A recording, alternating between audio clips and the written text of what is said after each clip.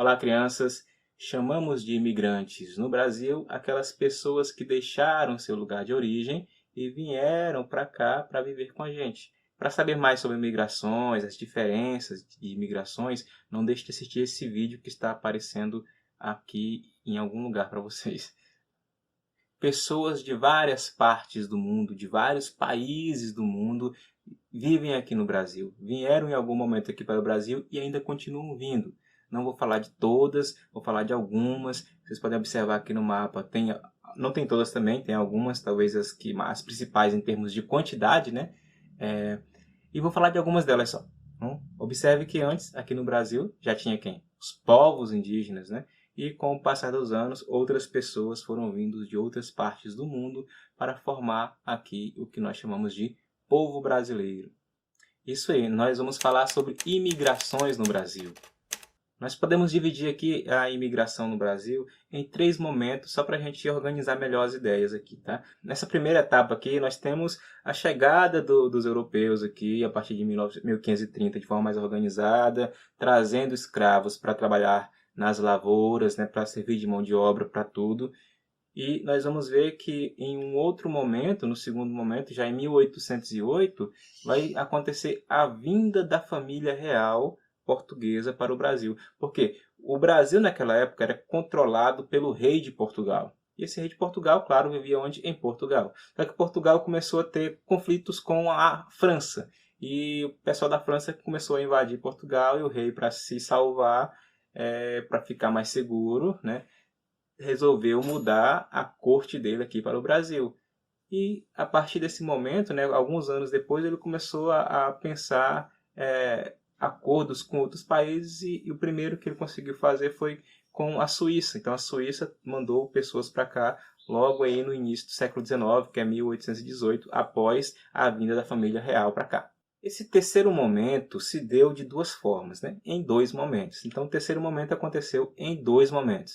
No primeiro momento, aquele momento ali em que o governo brasileiro, né, prometia para aquelas pessoas da Europa um pouco de terra para elas morarem, cultivarem, terem a terrinha delas. Então elas vinham com essa intenção para cá de ter essa terrinha própria.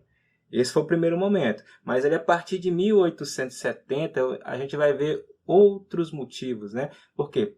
Porque no Brasil está acabando a escravidão. Por quê? Foi proibido anos antes, em 1850, o tráfico de pessoas, né? Trazer pessoas da África para cá como escravas foi proibido. E logo depois foi tendo outras leis que foram dificultando ainda mais a comercialização de escravos no Brasil.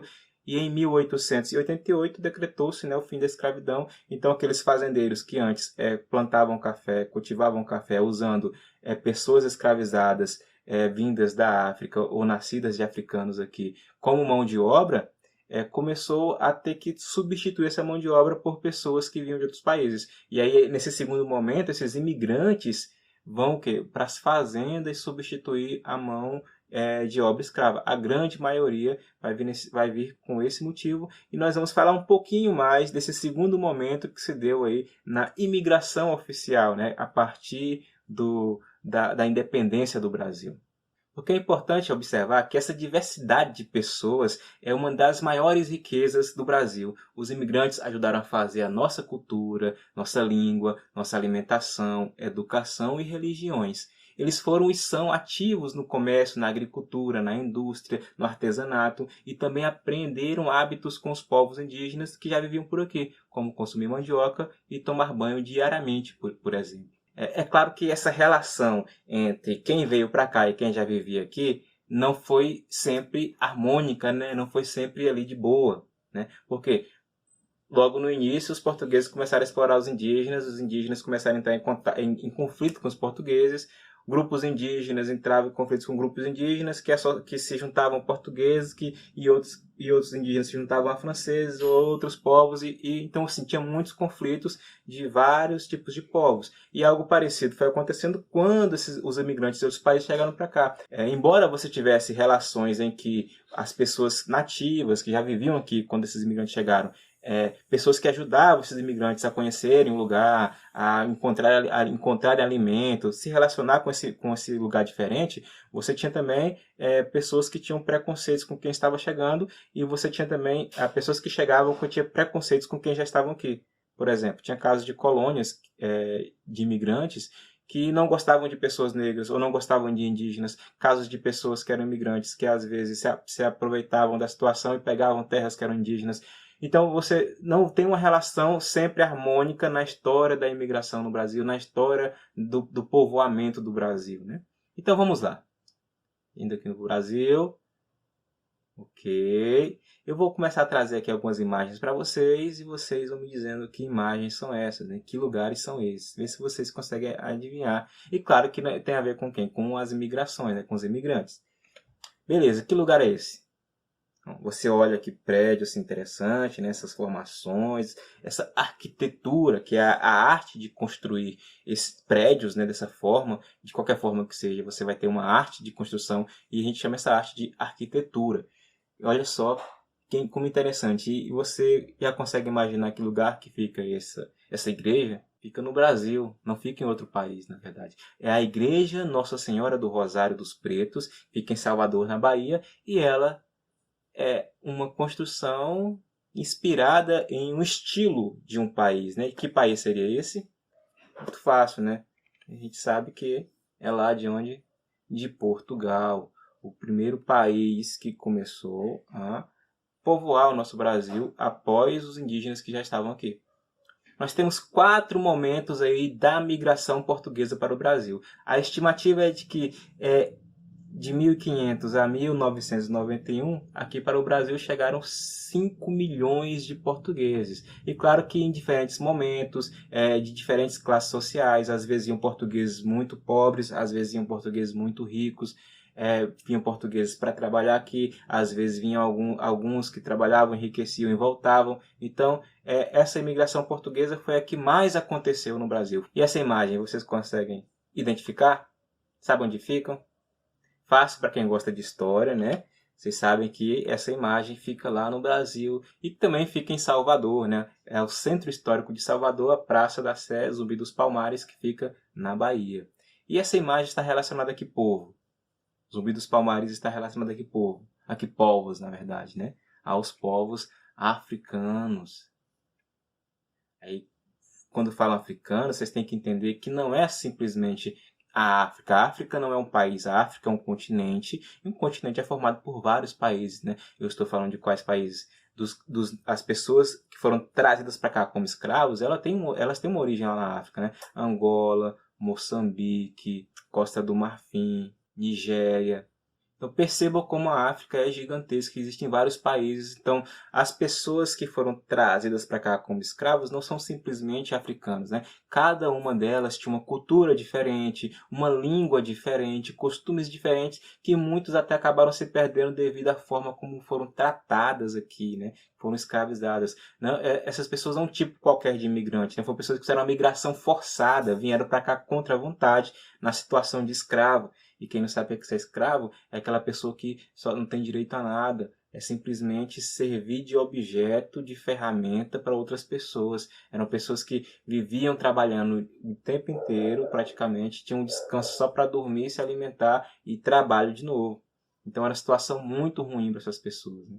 E que só foi acabar em 1888 e que até hoje a gente ainda não conseguiu fazer uma reparação pelo sofrimento que essas gerações inteiras sofreram por mais de 300 anos. E esse lugar, vocês reconhecem? Parece ser um lugar bem bonito, né? Agora nós já estamos falando aqui desse período da migração oficial, né? Da imigração oficial, já depois que o Brasil se tornou independente. Estou falando do Brasil. Essa cidade é a cidade chamada Nova Friburgo, que fica na região serrana do Rio de Janeiro. E foi uma cidade que foi construída por um povo que migrou para cá. E que povo é esse? De que país que eles vieram? Eu estou falando da Suíça, um país bem pequeno se comparado com o nosso, né? As pessoas vieram para cá lá em 1818, em busca de melhores condições de vida, e formaram aquela cidade chamada Nova Friburgo. A migração suíça aconteceu principalmente entre 1818 e 1819. Cerca de 2.000 pessoas vieram para cá, porque tinham poucas terras lá na Suíça, então essas pessoas queriam ter um lugar para trabalhar, tinham a promessa de ter uma terra aqui e acabaram ficando lá com aquela região nas serras que não era uma terra tão boa assim para eles, eu imagino. Né? Ficaram em alguns estados aí do Brasil, né? Rio de Janeiro, Espírito Santo, Santa Catarina, Bahia. E este lugar? Esse prédio é bem diferente do que a gente está acostumado a ver por aqui, né? Onde fica? Acertou quem disse. Brasil, fica no Brasil, né? Este lugar, na verdade, é o quê? É um prédio típico de Pomerode, em Santa Catarina. É uma cidade que mantém os costumes da cultura alemã. De que povo estamos falando? Fácil, né? Acabei de falar cultura alemã. Cultura alemã vem de onde? Da Alemanha. Significa que essas pessoas mantiveram ali alguns costumes, né? Tradições. Mais de 200.000 pessoas deixaram a Alemanha para viver aqui no Brasil e hoje elas estão espalhadas pelo território nacional, né? No início no Rio de Janeiro, Rio Grande do Sul, Santa Catarina. E esta imagem, que lugar é esse? Novamente acertou quem disse Brasil, né? Então perceba que eu estou sempre trazendo imagens do Brasil. Aqui é a cidade de Antônio Prado, no Rio Grande do Sul, considerada a cidade mais italiana do Brasil. Fácil, né? De que povo estamos falando? Acabei de falar, a cidade mais italiana do Brasil. Só pode vir de onde?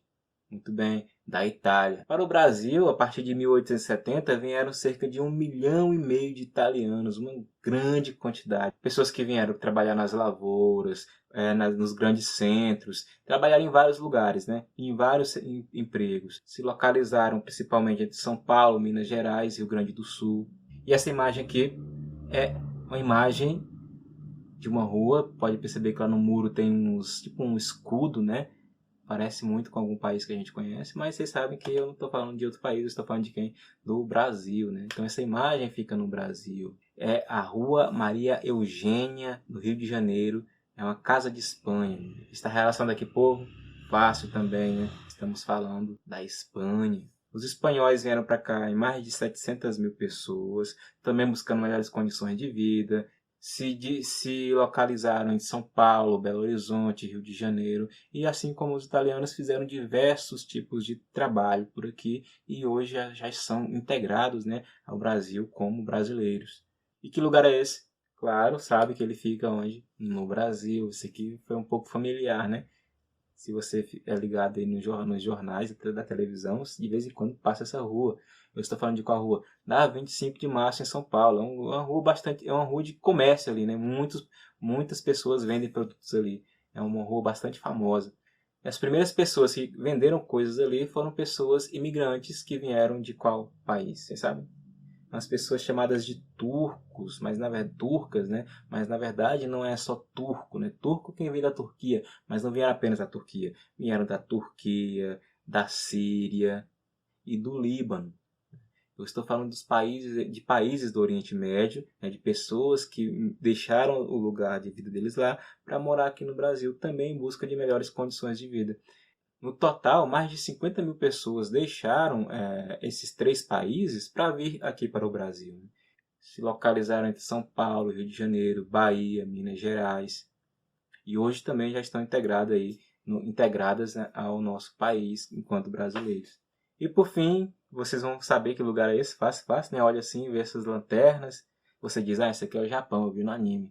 A referência é o Japão, só que não estamos no Japão ainda, né? Essa é uma rua que fica no Brasil. Eu estou falando aqui do bairro da Liberdade, em São Paulo, considerada a maior concentração de japoneses fora do Japão.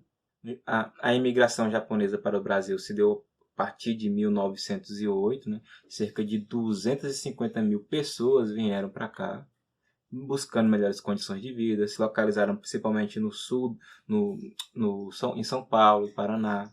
E as migrações continuam a acontecer. Né? Se a gente observar, ainda há pessoas que vêm para o Brasil em busca de melhores condições de vida. Essa tabela mostra para a gente os imigrantes aí de 2019 e janeiro de 2020. Né? Vocês podem observar Venezuela, Haiti, Colômbia, Argentina, Bolívia, Uruguai, China, Peru, Paraguai, França, Cuba e ainda outros países, né? Pessoas deixaram seus lugares e vieram para cá em busca de melhores condições de vida. E vocês podem observar que entre eles a Venezuela é o que está com mais pessoas, né? Observa lá o total em 2020, em janeiro de 2020, mais de 8 mil pessoas vieram para cá. E em dezembro, mais de 8 mil novamente vieram para cá.